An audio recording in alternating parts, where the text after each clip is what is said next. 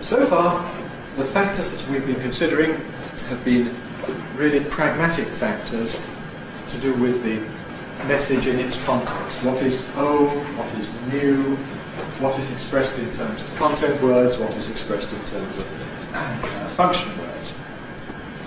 But there are also certain grammatical factors to do with the syntax of the sentence that seem to come into play. First of all, 6.1, what have come to be known as event sentences. Sentences that describe an event. Intransitive sentences, where the verb is intransitive. Where we have a subject plus an intransitive verb,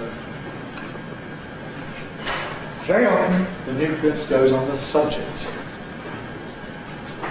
Particularly in cases where the intransitive verb represents an activity that the subject typically behaves.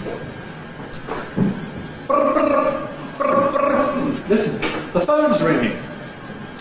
We don't say the phone's ringing. We say the phone's ringing. Nucleus on phone.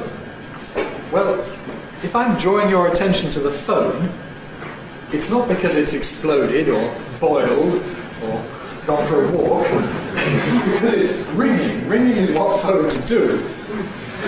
And from that point of view, we feel we don't need to put the nucleus on the word ringing. We don't need to accept it. We say the phone's ringing. I hear a noise at the door. I might say the postman's at the door. Well, now the postman doesn't come down the chimney. The postman doesn't suddenly appear in the middle of the living room. The postman comes to the door. That's, at least in England, that's where postmen come to. We're fortunate enough still to have daily letter deliveries. So, the postman's at the door. We don't need to put the nucleus on door. The car won't start. That's the trouble about cars. It's the typical thing that they won't do. They won't start. So the nucleus can go on the car. I could say the car won't start, but yes, this is the way we often do it. The car won't start. Why are you looking so annoyed? It's because the bloody car won't start.